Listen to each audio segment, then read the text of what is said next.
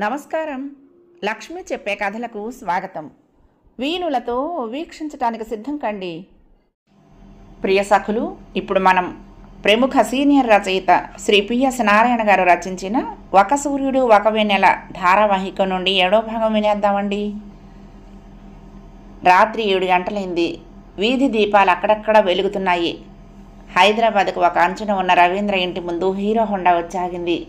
విశ్వం దిగాడు. వరండాలోనే ఉన్న సునీత అతన్ని చూస్తూనే లేచి నిలబడింది. 2 రోజుల నుండి చూస్తున్నాను, మీరు వస్తారేమోనని. పొద్దున్న ఆఫీస్కు బయలుదేరుతూ ఉంటే రవీంద్ర ఫోన్ చేశాడు. మిమ్మల్ని ఐటీ కోర్సులో చేర్చావా లేదా అంటూ అన్నాడు. మంచినీళ్ళు ఇవ్వమంటారా అడిగింది సునీత. మీరు వెంటనే చేవరకపోతే మీ బావగారు నా చేత మంచినీళ్ళు తాగించేట్టున్నాడు అన్నాడు నవ్వి. సునీత లోపలికి వెళ్ళి గ్లాస్తో మంచినీళ్ళు తెచ్చి పక్కనే ఉన్న టీపాయ్ మీద పెడుతూ, 2 రోజుల తర్వాత కానీ మంచి రోజు లేదు, అందుకే ఆగాల్సి వచ్చింది అంది. ఫోన్ చేసి చెప్పొచ్చు కదా. ఆ ఇన్స్టిట్యూట్ నుంచి మా మిత్రుడు కూడా ఫోన్ చేశాడు నిన్న. చెప్పాడు. సారీ అంది. నో అయితే ఎల్లుండి వస్తానంటారు. 10 గంటలకు మా ఆఫీస్కి వస్తే నేను తీసుకువెళ్ళి వాడికి పరిచయం చేస్తాను. అది మా పక్క బిల్డింగ్లోనే. వాడితో మాట్లాడి ప్రస్తుతం ఏ కోర్సుకు డిమాండ్ ఉందో కనుక్కొని దాంట్లో చేరుదురు కానీ. అలాగే. నాన్నగారు లేరా? మా ఇంటి దగ్గరికి వెళ్ళారు. ఇవాళ ఎవరో అద్దెకు దిగుతున్నారు. వాళ్ళకి ఇల్లు అప్పచెప్పి వద్దామని. ఇక్కడ మీకు సౌకర్యంగా ఉందా? ఇబ్బందిగా చూసింది అతడి వంక సునీత. అలాగని కాదు కానీ నాకెందుకో ఇక్కడ ఉండటానికే మనస్కరించటం లేదు అంది చిన్నగా తల వంచుకుని. ఆ విషయం మీద ఇంకా మాట్లాడటం ఇష్టం లేదన్నట్లుగా. ఇంతకీ మనం అక్కడ ఎంత ఫీజు కట్టాలో కనుక్కున్నారా అడిగింది. రవీంద్రలాగానే అతడు నాకు మంచి ఫ్రెండు. మీ దగ్గర వాడు ఫీజు తీసుకోడు. నమ్మలేనట్లుగా చూసింది విశ్వమోహన్లోకి. ఆమె తన మాటలు నమ్మేంత తెలివి తక్కువది కాదని అతడికి తెలుసు. కానీ ఆ డబ్బంతా రవీంద్ర ఇస్తున్నాడనే నిజం ఆమెకు తెలిస్తే అసలు ఇందులో చేరుతుందా లేదో అనే అనుమానం మిత్రులిద్దరికీ ఉంది. మా స్నేహితురాలు కూడా 2 చేరదాం అనుకుంటున్నారు. వాళ్ళని కూడా మీ ఫ్రెండ్ ఫీజు లేకుండా చేర్చుకుంటాడేమో అడగండి అంది కొంటిగా నవ్వి పెదవి విరుస్తూ. అందరికీ ఫ్రీ అయితే 3 రోజుల్లో షట్టర్స్ కిందకి దించేసి మిగిలిన డబ్బులతో ఓ మంచి తువ్వాలు కొనుక్కుని వాడు నెత్తినేసుకొని కూర్చోవలసి వస్తుంది అన్నాడు విశ్వం పెద్దగా నవ్వేస్తూ. మీరంటే మా మిత్రుడు రవీంద్రకు బాగా కావలసిన వారు కాబట్టి. చూడండి విశ్వం గారు, నేను చాలా సూటి మనిషిని. మా బావ మీకు డబ్బులు ఇచ్చి వెళ్ళాడు కదూ అంది. మీరు చాలా తెలివిగలవారని, ముక్కు సూటి మనుషులని తెలుసు. నిజమే, మీ బావ డబ్బు ఇచ్చిన మాట సత్యం. అది మీ భవిష్యత్తును దృష్టిలో పెట్టుకుని తీసుకున్న నిర్ణయం. మీ విషయంలో వాడు చాలా బాధపడుతూ ఉండటమే కాదు, సిగ్గుపడుతున్నాడు కూడా. అతడికి డబ్బు విషయం ఇంకా దాచడంలో అర్థం లేదనిపించింది. బాధపడొచ్చు కానీ నన్ను వివాహం చేసుకున్నంత మాత్రాన సిగ్గుపడాల్సిన అవసరం లేదని చెప్పండి. సామెత ఊరికినే రాలేదు. వివాహాలు స్వర్గంలోనే జరుగుతాయనే మాట నిజం. మన చేతుల్లో ఉన్నదనుకోవటం భ్రమే అంటూ కుర్చీలో నుంచి లేచి కాఫీ తెస్తానుండండి అంది. వద్దండి, ఇంటికే వెళ్తున్నాను. ఎక్కడికి వెళ్తున్నా కాఫీ తాగటంలో తప్పులేదుగా అంటూ ఆమె లోపలికి వెళ్ళిపోయింది. ఇంతలోనే ప్రహ్లాదరావు వచ్చాడు విశ్వాన్ని చూస్తూనే. చాలా సంతోషమయ్యా, రవీంద్ర ఏమైనా కబురు పంపాడా అన్నాడు. కబురు అంటూ ఏమీ లేదు కానీ సునీతను కంప్యూటర్ కోర్సులో వెంటనే చేర్చమని చెప్పాడు. నేను ఒక ఇన్స్టిట్యూట్లో ఏర్పాటు చేశాను, అది చెప్పి వెళ్దామని వచ్చాను. ఆయన ముఖం వికారంగా పెట్టాడు. ఇప్పుడు ఇది చదివి ఏం చేయాలట అన్నాడు నిరసనగా. విశ్వం మాట్లాడలేదు. కానీ సరే, వాడి ఉద్దేశం ఏమిటో. వాడు అనుకుంటున్నట్టుగానే అన్నీ జరుగుతున్నాయి కదా, ఇది జరగని. ఆయన లేచి లోపలికి వెళ్ళిపోయాడు. తర్వాత 2 నిమిషాల్లోనే సునీత కాఫీతో పాటు ఓ ప్లేట్లో 4 బిస్కెట్లు పెట్టుకొని తీసుకొచ్చి విశ్వం ముందు టీపాయ్ మీద పెట్టింది. మీరు తెచ్చుకోలేదు? నేను పొద్దుటిపూట ఒక్కసారే తాగుతానండి, మీరు తీసుకోండి అంది విశ్వం బిస్కెట్ తీసుకుంటూ. ఇంతకీ ఆ పని మనిషి వ్యవహారానికి చక్రం తిప్పింది ఎవరో, మీకేమైనా అంతు దొరికిందా అన్నాడు. ఆ మాట వింటూనే సునీత ముఖం తెల్లగా పాలిపోయింది. పెదవులు వణికాయి. వాడి జీవితంలో అదొక భయంకరమైన దుర్ఘటన అండి. జీవితానికే ఒక అసహ్యకరమైన మలుపై కూర్చుంది అన్నాడు. సునీతకు నోట మాట పెగలటం లేదు. ఆమె మీ ఇంటి పాత పని మనిషే కదా, నయానో భయానో మీరే చొరవ తీసుకుని దాని నుండి రాబట్టాల్సింది అన్నాడు. ఎండిపోయిన గొంతును తడుపుకుంటున్నట్టుగా ఓసారి సవరించుకుని, ఏమని అడగాలి? ఆ రోజు గుర్తుకొస్తేనే నా ప్రాణం విలవిల్లాడిపోతోంది అంది చాలా చిన్నగా. అడిగేందుకేముందండి, ఎందుకు అలా నాటకం ఆడావని, ఎవరి మూలంగా ఆడావని అడగాల్సింది అంతే. అసలు అది జరిగిందంతా నాటకమని ఒప్పుకుంటేనే కదా మనం ఏమైనా అడగటానికి.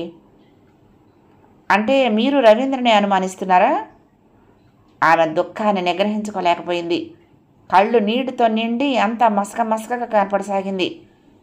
మీరు నమ్ముతారేమో కానీ రవీంద్ర అలాంటి పని చేశాడు అంటే నేను నమ్మను అన్నాడు విశ్వం. నేను నమ్మను. చటుక్కున లేచి నిలబడింది సునీత. సుధీర్ లేస్తూనే గడ్డాన్ని నొన్నగా గీసేసుకున్నాడు. మిత్రుడు సింహాచలం ఏ క్షణానైనా రావచ్చు. ఈరోజు తనను ఓ ప్రొడ్యూసర్ దగ్గరికి తీసుకువెళ్తానన్నాడు. అప్పుడే మద్రాసు వచ్చి 10 రోజులైంది. తినటం, స్టూడియోల చుట్టూ, ప్రొడక్షన్ ఆఫీసుల చుట్టూ తిరగటం. ఒకళ్ళిద్దరు తెలిసిన వాళ్ళు కనపడ్డారు. వాళ్ళు తనలాగా వచ్చిన వాళ్లే. సింహాచలం హైదరాబాద్లో 2 ఏళ్ల క్రితం వరకు ఉండి తనతో పాటే తమ ట్రూప్తో తిరిగేవాడు. మంచి మేకప్ మ్యాన్. నాటకాల్లో ఏమొస్తుంది మేకప్ చేస్తే? మహా మిగిలితే నాటకానికి 200, 300. అది వారానికో 10 రోజులకో ఒకసారి. మద్రాసులో శ్రీరామ్ అప్పటికే అక్కడ మంచి పేరున్న మేకప్ మ్యాన్. 2-3 హీరోలకు అతడే స్వయంగా చేస్తాడు. జూనియర్ ఆర్టిస్టులందరికీ అతడు అసిస్టెంట్స్ చేస్తూ ఉంటారు. సినీ రంగంలో మంచి పలుకుబడి ఉన్న మనిషి. అతన్ని పట్టేసి అతడి పంచం చేరాడు సింహాచలం. చేతి నిండా పని దొరికింది. బాగానే సంపాదించుకుంటున్నాడు. ఒక విధంగా ఆ రంగంలో అతడు కుదురుకున్నట్టే. మాటకారి కూడా అవటంతో నలుగురితో స్నేహాలు త్వరగానే పెంచుకున్నాడు. మద్రాసు వస్తే ప్రయత్నిద్దామని అతడు అనటంతోనే పెట్టి తీసుకుని రైలు ఎక్కాడు సుధీర్. రవీంద్ర దగ్గర తెచ్చుకున్న డబ్బులో 2 నెలలకు అద్దె అడ్వాన్స్గా ఇచ్చి ఊరికి కాస్త దూరమైన ఓ చిన్న గదిని ఉండేటందుకు గాను ఏర్పరచుకున్నాడు. మద్రాసులో భోజనానికి ఇబ్బంది ఏమీ లేదు. ఎక్కడ పట్టినా మంచి భోజనశాలలున్నాయి. స్నానం చేసి రెడీగా కూర్చున్నాడు సుధీర్. 7 గంటలకల్లా వస్తానన్న మనిషి 8 అయినా అంతు పంతు లేడు. అతడు వస్తే ఇద్దరు కలిసి వెళ్ళి మాట్లాడుకుంటూ టిఫిన్ తిందామని అనుకున్నాడు. కడుపులో ఎలుకలు పరిగెడుతున్నాయి. గదికి తాళం వేసి పక్క వీధిలోనే ఉన్న అయ్యర్ హోటల్కి వెళ్ళి టిఫిన్ తిని కాఫీ తాగొచ్చేటప్పటికి సింహాచలం విక్కీని తన గది ముందు ఆపి దిగుతున్నాడు. వడివడిగా అతడి దగ్గరికి వెళ్ళాడు సుధీర్. సింహాచలం సన్నగా ఉంటాడు. పొడుగు చేతులు చొక్కా వేసుకుని మెడకు మఫ్లర్ చుట్టుకున్నాడు. కళ్ళజోడు, నుదుట పొడుగాటి తిరుచూర్ణం బొట్టు, నెత్తిన పలచటి జుట్టును పైకి దువ్వేసుకున్నాడు. జరదాకిళ్ళేలతో సగం నల్లబడిన పళ్ళు నోరు తెరిస్తే అసహ్యంగా కనపడుతున్నాయి. సారీ గురుగారు, పొద్దున్నే మా బాస్ రమ్మంటే వెళ్లాల్సి వచ్చింది. మధ్యాహ్నం మహాబలిపురం వెళ్ళాలిట. అక్కడ సముద్రపు ఒడ్డున ఇసుకలో గ్రూప్ డ్యాన్స్ ఉన్నదిట. ఓ 50 మంది గుంపు. వాళ్ళందరి మొహాలకు కోటింగ్ కొట్టాలి అంటూ ఉండగానే అతడి సెల్ మోగింది. ఉంటాను మహానుభావా, ఇంట్లోనే ఉంటాను. 12 గంటలకల్లా వచ్చేయి. విగ్గులు, బ్రష్లు, రంగులు అన్నీ పెట్టెల్లో పెట్టావా? ఆడవాళ్ళు ఎంతమంది? 25 మందా? సరే, వాళ్ళ సంగతి నేను జయరాం చూసుకుంటాం. కానీ రామంగాడిని కూడా తీసుకురా, చేతి కింద ఉంటాడు. 50 మంది అంటే ఆలస్యమైందంటే ప్రొడ్యూసర్ గాడు కొంపలు అంటుకుపోతున్నట్టు ఏడ్చి చేస్తాడు. ఆ పైన 2 చొక్కలు వేసుకున్నాడంటే కోతే. ఉంటాను, 12 కల్లా భోజనం చేసి రెడీగా ఉంటా, ఓకే? అతడు సెల్ ఆఫ్ చేసి సుధీర్ వంక చూసి చిరునవ్వు నవ్వాడు. పద ఆయన గారిని పట్టుకోవడానికి కోడంబాకం పోవాలి. ఎక్కెక్కు బండి. గురు, పెట్రోల్ కొట్టించాలి. దుడ్లున్నాయా? మహాబలిపురం నుంచి వచ్చిన తర్వాత ఇస్తానులే అన్నాడు. అతడి జేబులో లేక కాదు అలా అడిగింది. అవి వచ్చేవి కాదని సుధీర్కు తెలిసినా తన పని మీద వస్తున్నప్పుడు పెట్రోల్ ఖర్చులు తను పెట్టుకోక తప్పదనిపించింది. కోడంబాకంలో ప్రొడ్యూసర్ ఆఫీస్కి వెళ్ళేటప్పటికి 2 గంటలు పట్టింది. దారిలో మైలాపూర్ అన్నాడు, రాయపేట అన్నాడు. ఒకదానికొకటి సంబంధం లేకపోయినా తన పెట్రోల్తో సొంత పనులన్నీ చేసుకున్నాడు. 1 నిమిషం గురు, 1 నిమిషం అంటూ. ఇదిగో ఈ వెధవ పనులున్నాయి చూడు, ఎప్పటికప్పుడు చెయ్యకపోతే తడిసి మోపెడవుతాయి. అందుకే ఈ హైరానా అంతా. ఇవి కాక దారిలో ఆ 2 గంటల్లోనూ 4 చోట్ల ఆగి కిళ్ళీలు కట్టించుకున్నాడు. మొదటిసారి డబ్బులు అతడే ఇచ్చాడు. చిల్లర లేదు అంటూ 3 సార్లు సుధీర్ చేత తెప్పించాడు. వీళ్ళు వెళ్ళేటప్పటికి ప్రొడక్షన్ ఆఫీసులో అంతా హడావుడిగా ఉన్నారు. ఎవర్రా అక్కడ? ప్రొడక్షన్ మేనేజర్ ఎక్కడ ఏడుస్తున్నాడు? హీరోయిన్ అమ్మకు శాంతిలో పంపించమంటే పాత అంబాసిడర్ పంపించాడంట. ఆమె గారికి దాన్ని చూడగానే తలనొప్పి వచ్చి నీలుగుతున్నదట. నాకు దొరికిన వాళ్ళంతా సన్నాసులే దొరికారు. నేను చెప్పేదొకటి, వాళ్ళు చేసేదొకటి. ఇట్లా అయితే నేను ఎమ్మిక నీరు 2 అంచెల ఉత్తరీయాలు కొనుక్కుని నెత్తినేసుకుని ప్రొడక్షన్ ఆఫీసు ముందు మెట్ల మీద తువ్వాలు పరుచు కూర్చోవాలి అరుస్తున్నాడు గయ్యిన. గురుడికి మూడు సరిగ్గా ఉన్నట్టు లేదు గురు. మళ్ళీ వద్దామేంటి? ఇంకా టైం ఉన్నదిలే తర్వాత పిక్చర్కి. ఇంకా స్క్రిప్ట్ మీద కూర్చున్న వాళ్ళే లేవలేదు. మనకు కావలసిన వాడేలే. మనం ఎంత చెప్తే అంత. నువ్వు ఊరికే కంగారు పడబోకు. మనకు ఆ రోజు కలిసి రావాలి అంతే. నేనున్నానుగా, చక్రం ఎట్లా తిప్పుతానో చూడు. అవును, ఒక పని చేస్తావేంటి? మధ్యాహ్నం యూనిట్తో పాటు మహాబలిపురం వెళ్దాం పదా. నలుగురితో పరిచయాలన్నీ అవుతాయి. 2 రోజుల క్యాంపు ఇక్కడుండి మాత్రం చేసేదే ఉంది. పద వెళ్దాం. అయితే ఓ పని చెయ్యి, నేను అట్లా మౌంట్ రోడ్లోకి వెళ్ళి కొన్ని మేకప్ సామాన్లు కొనుక్కురావాలి. వెళ్ళొస్తాను కానీ నువ్వు రూమ్కి వెళ్ళి భోంచేసి రెడీగా ఉండు. ఎందుకైనా మంచిది, ఓ జత బట్టలు కూడా తెచ్చుకో. 2 రోజులు ఆలస్యమైనా ఇబ్బంది ఉండదు. ఇంతలోకి ఎవడో కుర్రాడు బయటకు వచ్చాడు. భలే ఛాన్స్ కొట్టావు గురు, మహాబలిపురం వెళ్తున్నావుగా. జగదాంబ కూడా వస్తోంది, ఇక చూసుకో, నీకు చేతి నిండా పనే అన్నాడు వెకిలిగా నవ్వుతూ. పోరా వెధవా, ఇదిగో ఈయన మా గురువు గారు సుధీర్ అని. స్టేజి ఎక్కాడంటే చప్పట్లే చప్పట్లు. మీ మామ ఏంటి నిప్పులో ఉప్పులో ఎగిరెగిరి పడుతున్నాడు? గురువు గారిని పరిచయం చేద్దామని తెచ్చాను. ఆయన గారు అరుపులు చూస్తూ ఉంటే లోపలికి వెళ్తే ఏదో వంకన మీద పడి కరుస్తాడేమోనని భయంగా ఉంది అన్నాడు. వద్దు గురో, ఇప్పుడొద్దు. హీరోయిన్ అమ్మకు మంచి కారు పంపలేదని ఇప్పుడే తిట్టిపోసింది. మనిషిగా లేడు, మరొకసారి తీసుకురా గురువుగారిని. అదే అనుకుంటున్నాను నేనును. అవును, అరే నాకు ఒక చిన్న సాయం చేయరాదు? గురువుగారు హుషారుగా ఉన్నప్పుడు నాకు ఫోన్ కొట్టు. మా గురువుగారిని తీసుకొచ్చి ఆయనకు చెప్పాల్సిందిదో చెప్పేసి అనిపిస్తాను. నీకు చెప్పాలా గురు? నేను చింతామణిని పట్టుకురా, హుషారు దానంతట అదే వస్తుంది, నీ పని ఇట్టే అయిపోతుంది అంటూ లోపలికి వెళ్ళిపోయాడు ఏదో పని ఉన్నవాడిలా. సింహాచలం రయ్యమని వెక్కి మీద దూసుకుపోయాడు. సుధీర్ దగ్గరలో ఉన్న బస్టాండ్ ఎక్కడున్నదా అని వెతుక్కుంటూ మెయిన్ రోడ్ ఎక్కాడు. భోజనాలైన 10 నిమిషాలకు కాలింగ్ బెల్ మోగితే పీప్ హోల్లో నుంచి చూసి తలుపు తీసింది జెన్నిఫర్. వచ్చింది సత్యమూర్తి. వాళ్ళు పనిచేస్తున్న కంపెనీలోనే అతడు పనిచేస్తున్నాడు. రవీంద్రను చూసి పలకరించి వెళ్ళేటందుకు గాను భార్యను తీసుకొచ్చాడు. సారీ, చాలా అప్సెట్ అయి ఉంటావు. ఒక్కోసారి జీవితంలో ఇలాంటి దుర్ఘటనలే మనిషిని కుంగదీస్తాయి. కానీ తప్పదు. పుట్టిన ప్రతి వాళ్ళు పోవటం ఎంత నిజమో, ఇలాంటి వాటిని ఎదుర్కోవలసి రావటము అంతే నిజం. సహజ మరణమైతే అది వేరే సంగతి. ఇలాంటి ఆకస్మిక మరణాలే మనిషిని మరింతగా బాధ పెడతాయి, అతలాకుతలం చేస్తాయి అన్నాడు విచారంగా.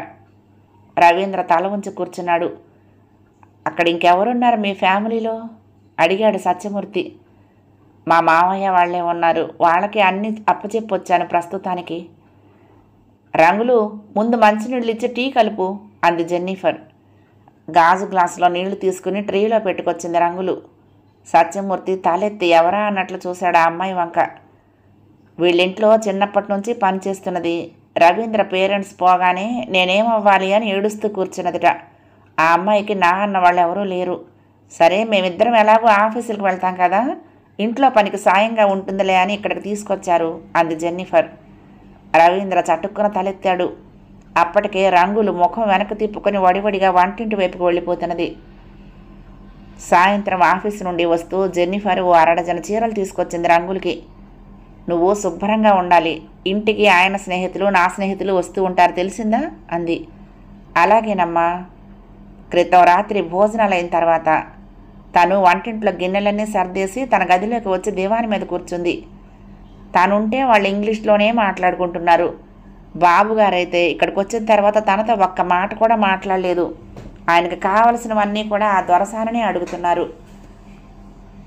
తన గుడిసెలో ఈ పాటికి అన్నం తినేసి 2 పట్టాలు పరుచుకొని ఓ మూల పడుకుని ఉండేది. తండ్రి తాగకుండా వస్తే నిశ్శబ్దంగా ఉంటుంది.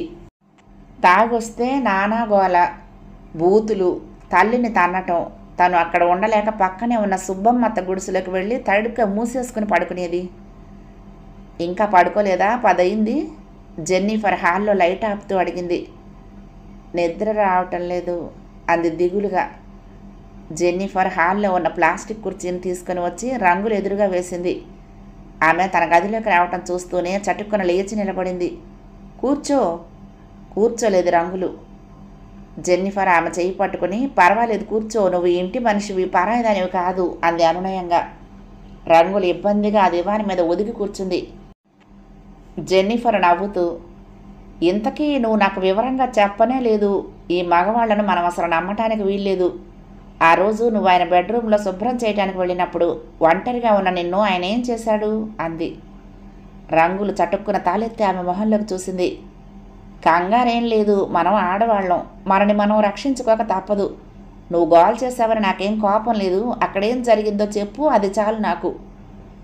రంగులు నోట మాట పెగలటం లేదు. ఆమె తనను ఎటు తీసుకువెళ్తుందో తనకు తెలియటం లేదు.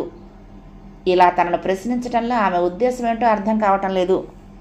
అసలు అక్కడ ఏమీ జరగలేదని, తనే అనవసరంగా గోల చేసిందని బాబుగారు ఆమెకి ఈ పాటికి చెప్పి ఉండడా? చెప్పినా ఆయన మాటల మీద నమ్మకం లేక అడుగుతున్నదా తనను మళ్ళీ? లేకపోతే తనను పరీక్షిస్తున్నదా? చెప్పు రంగులు, నిజం చెప్పు, నేను నిన్నేమీ అనను. గుండె దిటవ చేసుకొని అంది రంగులు. ఆ రోజు అక్కడ ఏం జరగలేదమ్మా.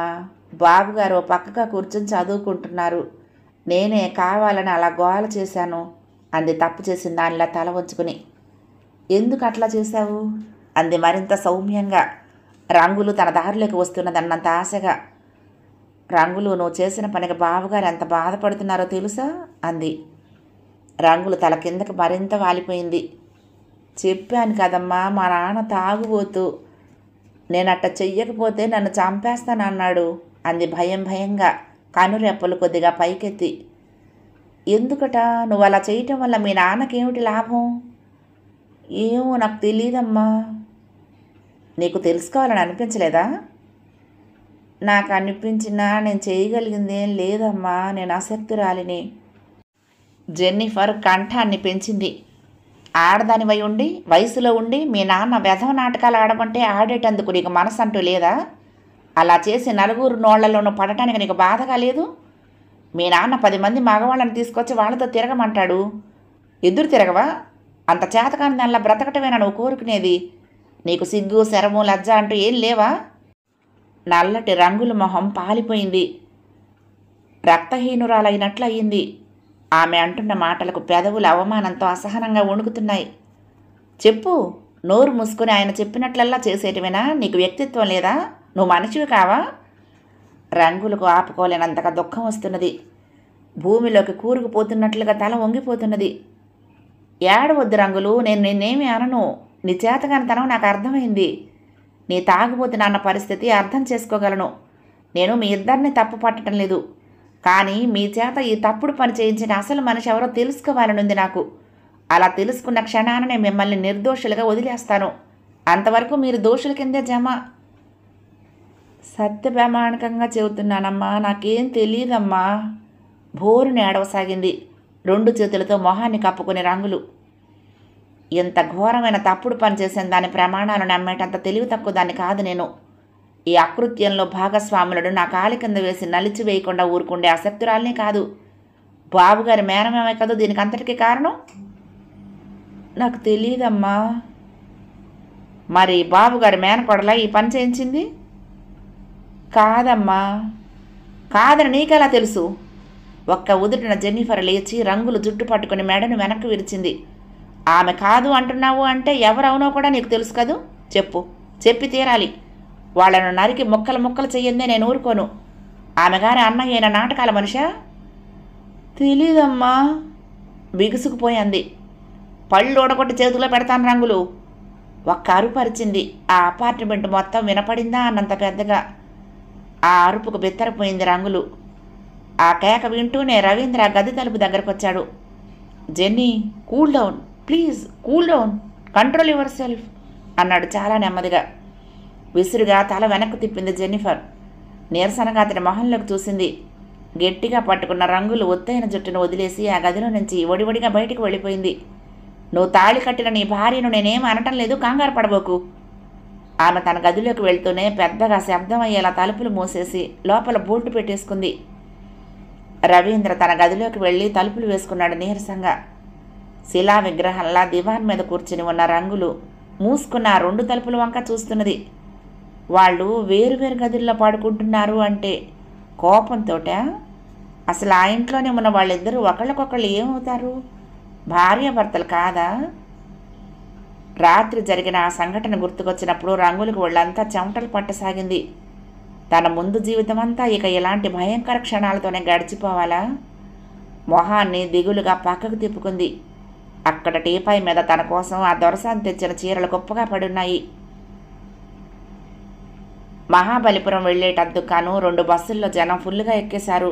గోలగోలగా ఉంది. అరవంలోనూ తెలుగులోనూ పెద్ద పెద్దగా మాటలు. సింహాచలం సుధీర్ రూమ్కి వెళ్ళి అతన్ని తీసుకుని స్టూడియో దగ్గరకు వచ్చాడు. 2 గంటలకు అన్నారు కానీ బయలుదేరేటప్పటికి 4 అయింది. మహాబలిపురం చేరేటప్పటికి 6. ముందే వెళ్ళి ప్రొడక్షన్ మేనేజర్ అక్కడ వాళ్ళందరికీ వసతి భోజనాలు ఏర్పాటు చేయడంతో ఇబ్బంది పడాల్సిన అవసరం లేకపోయింది. కాస్త పెద్దవాళ్ళందరినీ హోటల్ గదుల్లో ఉంచితే ఎక్స్ట్రాలందరినీ కలిపి మ్యారేజ్ హాలు 3 రోజులకు గాను మాట్లాడి ఏర్పాటు చేశారు. హీరో హీరోయిన్ మర్నాడు ఉదయం కారులో వస్తారు. సింహాచలం సుధీర్ను అందరికీ ఓ మహానటుడిగా పరిచయం చేశాడు. అందులో అసిస్టెంట్ డైరెక్టర్లు ఇతడి నాటకాలు 1-2 చూసి ఉండటంతో గుర్తుపట్టినట్టుగా నవ్వారు.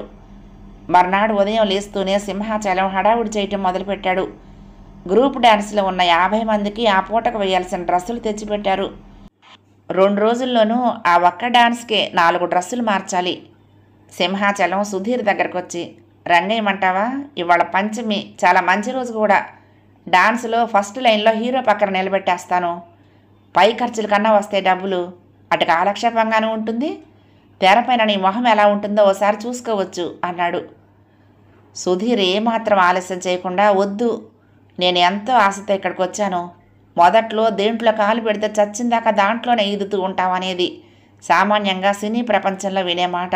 నన్ను ఆ బాటలోకి లాగొద్దు అన్నాడు. సరే సరే, ఊరికే అన్నాను కానీ నీ ఇష్టం, రంగులు పెట్టెలో సర్దుకుంటూ అన్నాడు. ఇంతలో ఓ ఎక్స్ట్రా ఆర్టిస్టు ముందుకొచ్చింది. ఏంది సింహాచలం, నాకు డైలాగ్ ఉన్న వేషం ఇప్పించవయ్యా మొగుడా అంటే ఈ ఒళ్ళు ఇప్పుడు డ్యాన్సులతోనే నా ఒళ్ళు ఓనం చేస్తున్నావు. సంవత్సరం కష్టపడితే చివరి లైన్లో నుంచి మొదటి లైన్లోకి వచ్చాను అంది. సింహాచలం కళ్ళు పెద్దవి చేసుకొని నవ్వాడు. అవును, రాత్రంతా కనపడలేదేమిటి, ఎక్కడ తొంగున్నావు? మా అందరికీ ఓ బందులు దొడ్డిచ్చారుగా, అక్కడే అంది పైటి చెంగును ఒక్కసారి సింహాచలం మొహాన్ని వెదిలించి. 2 పిల్లలున్నా సిగ్గులేదు, ఎవళ్ళు ఎక్కడ పడుకుంటే నీకెందుకు అంది మూతి తిప్పుతూ. ఇదిగో గురువుగారు, ఈమె గారు జగదాంబ అని పెద్ద ఆర్టిస్టులే, హీరోయిన్ అయిపోవాలని సెంట్రల్ స్టేషన్లో దిగింది. నెల తిరిగేటప్పటికి డ్యాన్స్ ట్రూపులో పర్మనెంట్గా సెటిల్ అయిపోయింది. అయితే సంపాదనకేం తక్కువ లేదు అన్నాడు ఎగతాళిగా నవ్వుతూ. నువ్వు గొడుగు పట్టుకొని నిల్చుంటే నీ నీడన నాకు కల్పవృక్షం నుండి డబ్బులు రాలినట్టుగా రాలుతాయి. నాకు తెలియని ప్రొడ్యూసర్ లేడంటావు, ఈ డైరెక్టర్లంతా నా కళ్ళ ముందే పుట్టారంటావు, కెమెరామెన్లందరికీ కూడా నేనే కెమెరా పట్టుకోవడం నేర్పానంటావు. 4 డైలాగులు ఉన్న పాత్ర ఇప్పించవయ్యా అంటే మాత్రం అదిగో ఇదిగో అంటూనే ఆశ పూర్తిగా చావకుండా హీరోయిన్నే చేస్తానంటావు. నేను హీరోయిన్ అయ్యేది లేదు, నువ్వు హీరోకి రంగు వేసేది లేదు.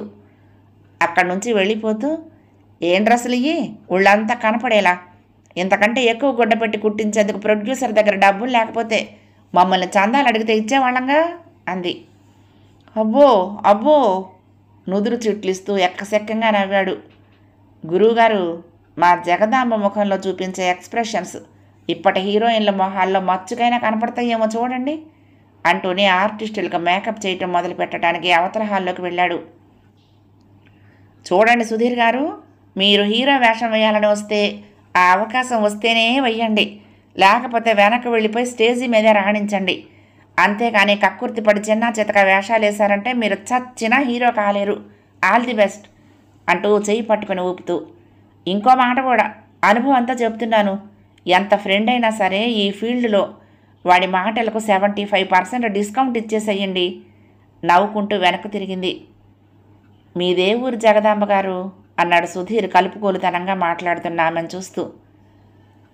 ప్రతి జీవి మరణం తర్వాత మరొక జన్మను పొందుతాడనేది ఒక శాస్త్రం.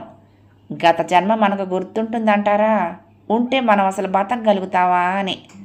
పోయినోళ్ళంతా మంచోళ్ళు, గతం అంతా ఘనమైనదే అనేవి నలుగురు చెప్పుకునే మాటలు. ఓకే, మనము నమ్మేద్దాం వాటిని, ఏమంటారు అని మొహాన్ని వెనక్కు తిప్పి అనేసి గలగలా నవ్వుకుంటూ వెళ్ళిపోయింది జగదాంబ. సుధీర్ ఆమెనే కన్నార్పకుండా చూస్తూ ఉండిపోయాడు. ఆమె మాటలు అతడి చెవుల్లో వింత శబ్దాలు చేస్తున్నాయి. జగదాంబది మంచి ఫిజిక్, నవ్వు ముఖం, పెద్ద పెద్ద కళ్ళు, కానీ ఈ రంగుల ప్రపంచంలో ఒక ఎక్స్ట్రాగానే మిగిలిపోయింది. 3 రోజుల తర్వాత ఒకరోజు రాత్రి 8 గంటలకు ఫోన్ మోగుతూ ఉంటే సునీత ఎత్తింది. చేసింది రవీంద్ర. బావున్నావా సునీ? బావా, నువ్వు వెళ్ళగానే ఫోన్ చేస్తావనుకున్నాను అంది తడుస్తున్న కంఠంతో. చెయ్యాలని అనుకున్నాను సునీ, ఎలా చెయ్యాలో ఏం చెయ్యాలో అర్థం కాలేదు. ఆలోచించుకుంటూ ఉండగానే రోజులు గడిచిపోయాయి అన్నాడు నవ్వి. వేదాంతానికి ఇంకా వయసు రావాలి బావా. వేదాంతానికి రాదు, శరీరానికి వస్తే అదే వెంటపడుతుందనేది ఒక సూచన. అయితే వయసు రాకపోయినా నాలాంటి వాళ్ళు దాని పంచన చేరాల్సి రావటం అనేది ఒక ఫ్రీక్ యాక్సిడెంట్ అన్నాడు కవింపుగా. రంగులు నీ జీవితంలో ప్రవేశించినట్లా అంది. రవీంద్ర పకపకా నవ్వేశాడు. ఆ గంభీర వాతావరణాన్ని నుంచి బయటపడాలన్నట్టు. సో కోలుకున్నావన్నమాట అంది తేలిగ్గా శ్వాస పీల్చుకుంటూ. సునీ, ఇక నా జీవితాన్ని గురించి వదిలేసేయి. నువ్వు సుఖంగా హాయిగా ఉండాలని మనసా వాచా కోరుకుంటున్నాను అన్నాడు. నేను బాధపడటానికి ఇప్పుడు ఏం జరిగిందని? అనుకున్నది జరగలేదనే బాధపడుతున్నావు సునీ. ఆ బాధ నుండి బయటపడి ఉన్నట్లయితే నువ్వు ఈ పాటకి ఇన్స్టిట్యూట్లో చేరుండేదానివి. ఈసారి నవ్వటం సునీత వంతైంది. నేను నిన్నే చేరాను మహాప్రభు అంది. Thank God. మరి విశ్వం నాకు చెప్పనే లేదు. ఆయన 2-3 సార్లు ఫోన్ చేస్తే నీ ఫోన్ ఎంగేజ్లో ఉన్నదట. అర్జెంటు పని మీద విజయవాడ వెళ్తూ నన్ను రాత్రికి ఫోన్ చేసి చెప్పమన్నారు. అదేమంత ఘనకార్యం కాదులే అని నేనే తాత్సారం చేశాను. జెన్నిఫర్ ఎలా ఉంది? ఫైన్. మాట్లాడతావా? తన గదిలో పడుకుని ఉంది, లేపనా? 8 గంటలకే నిద్ర. ఒంట్లో కులాసానా? ఇక్కడ 10:30 అయింది సునీ. అయితే ఇప్పుడు వద్దులే, నిద్ర లేపల్లా మాట్లాడాల్సిందే ఉంది అంది సునీత. నీకే ప్రాబ్లం వచ్చినా నేను ఇక్కడున్నాననే విషయం మర్చిపోవద్దు. Good night. రవీంద్ర ఫోన్ పెట్టేశాడు. సునీతకు అర్థం కానిది ఒక్కటే, ఆమె మనసును తొలిచివేస్తున్న ప్రశ్న. తనను కూడా కాదని బావ జెన్నిఫర్ను వివాహం చేసుకోవాలనుకుంటున్నాడు కదా. మరి అంత అసహ్యంగా ఉండే రంగుల్ని ఏదో విధంగా వదిలించుకోకుండా వివాహం వల్ల చేసుకుని సింగపూర్ తీసుకువెళ్ళటంలో ఆంతర్యం ఏంటి? కలిమహాశయ, ఎక్కడున్నావు? ప్రహ్లాదరావు ఉదయం స్నానం చేసి తడి తువ్వాలతోనే బయటకొచ్చి ఆకాశం వంక చూస్తూ అనుకున్నాడు. చెప్పండి స్వామి అన్నట్లుగా పక్కనున్న జామ చెట్టు ఆకులు గలగలమన్నాయి. మరు క్షణంలోనే తెల్లటి చీడ పట్టిన ఆకులు కొన్ని ఎగురుకుంటూ వచ్చి ఆయన చుట్టూ పడ్డాయి.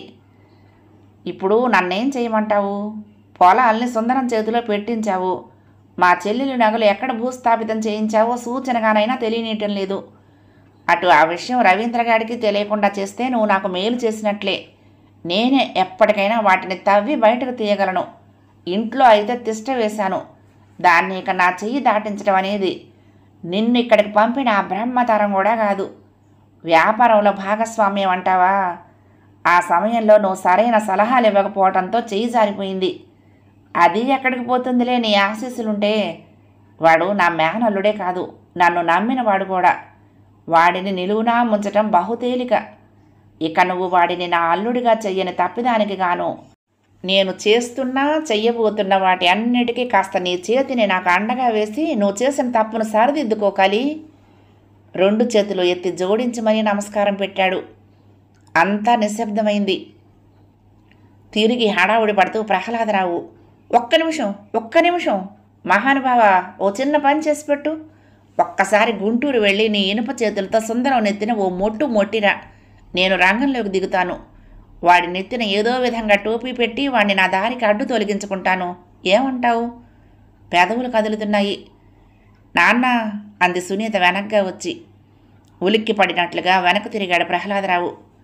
గుంటూరు నుండి సుందరం బావ ఫోన్ చేస్తున్నాడు, మాట్లాడు అంది. పరిగెడుతున్నట్లుగా లోపలికొచ్చాడు ప్రహ్లాదరావు. ఓని నాయనో, నువ్వింత ఫాస్టా అని కలిని దాల్చుకుంటూ. హలో, నేనేరా, మావయ్యని మాట్లాడుతున్నాను. అంతా కులాసానా? చెప్పు, ఏమిటి విశేషాలు? ఏముంది మావయ్య, రవీంద్ర నాకు పని పెట్టి వెళ్ళాడు కదా. గంట క్రితం ఊరు నుండి వాడి పొలం చేసే రైతు వచ్చాడు.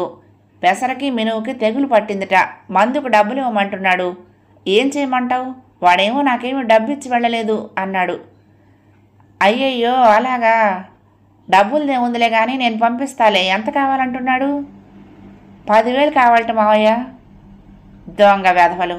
మా బావని వాళ్ళు ఎప్పుడు ఇలా మందులకి పందులకి డబ్బులు అడగడం నాకు తెలిసినంత వరకు లేదురా. అసలే రవీంద్ర నా చెల్లెల్లాగానే అమాయకుడు, ఏమీ తెలీదు. వాడికి దాని మీద ఐవేజన దక్కకుండా ఇలాంటి వెధవ పనులన్నీ వాళ్ళు ఇక చేయటం మొదలు పెడతారు. తెగులు పట్టింది నిజమే, అయినా మందులకో 1000, చలినందుకో 1000 అవుతుంది. సరే, 10,000 అంటున్నారుగా, ఓ 5,000 ఇచ్చి పంపించు. అంతకు మించి ఇవ్వబోకు. నేను ముందే చెప్పాను వాడికి, ఈ పొలాలు మనకు పనికిరావురా, బేరం పెట్టేద్దాంరా అని. అమ్మా నాన్న పోయిన దిగుల్లో ఉన్నాడు. వాటిని నమ్మటం వాడికి అంతగా ఇష్టం లేదు. ఎటూ తేల్చుకోలేకపోతున్నాడు. ఓ పని చెయ్యి, ఈసారి మళ్ళా వస్తే నాకు ఫోన్ చెయ్యి, నేను వచ్చి వాళ్ళని ఒక దారిలో పెడతాను చెప్పుకుపోతూనే ఉన్నాడు. సరే మావయ్య, అయితే 5,000 ఇవ్వమంటావు అంతేనా? ఇవ్వరా? అసలు ఇవ్వకపోతే మీరు అడిగినప్పుడు డబ్బులు ఇవ్వలేదు, పంటంతా నాశనమైంది అంటూ మనకే పూర్తిగా పంగనామాలు పెట్టేస్తారు. నీ పేరు నేను డీడీ తీసుకుని ఇవాళే పంపించేస్తాను. ఏమిటి తొందర ఏం లేదా? అలా అనుకోకు. డబ్బు డబ్బే, చుట్టరికం చుట్టరికమే. ఇక్కడ చూడు, వాడు నన్ను ఇంట్లో ఉండమన్నాడా? నా ఇల్లు అద్దెకిచ్చి ఇక్కడ నేను చేరాను. నేను ఊరికనే ఉండను. నాకు అక్కడ వచ్చే అద్దె వీడికి ఇక్కడ అద్దెగా ఇస్తేనే కానీ నాకు నిద్ర పట్టదు, నా మనసుకు తృప్తిగా ఉండదు. ఒక్క పైసా ఎవరిదైనా తినాలి అంటే నాకు కాళ్ళు చేతులు వణుకుతాయి అన్నాడు గబగబా. ఉంటాను మరి. ఫోన్ పెట్టేసి వెనక్కు తిరిగితే వాకిటి దగ్గర నిలబడి ఉన్న సునీత కనపడింది. మన ఇంటికి అద్దె ఎంత వస్తుంది నాన్న అంది పెదవులు సాగదీస్తూ. విన్నావు కదా, ఎంత వచ్చినా అంతా నా చెల్లెలి అకౌంట్లో ఈ ఇంటి అద్దె కింద జమ అవ్వాల్సిందే. అదే నాన్న, ఎంతని? కాస్త ఎగతాళిగా తండ్రిని నిలేసింది. ఇది మగవాళ్ళ వ్యవహారం. ఆడవాళ్ళు ఎక్కడుండాలో అక్కడుంటే ఆ ఇంటి శోభే వేరు. ఆయన ఆ గదిలో నుంచి వెళ్ళిపోయాడు విసురుగా. నువ్వు చేతకాని దద్దమ్మలా చేసిన నిర్వాకం చాలు, ఇక నువ్వు నోరు మూసుకుని కూర్చుంటే అదే 10,000 అంటూ. 7వ భాగం సమాప్తం. ప్రియ సఖులు, ఈ కథ మీకు నచ్చితే తప్పకుండా లైక్ చేయండి, షేర్ చేయండి, కామెంట్ చేయండి, సబ్స్క్రైబ్ చేసుకుని నన్ను ఎంకరేజ్ చేయండి. ఉంటానండి. ప్రేమతో లక్ష్మి, కృష్ణా తీరం, దుర్గమ్మ సన్నిధానం. నమస్తే.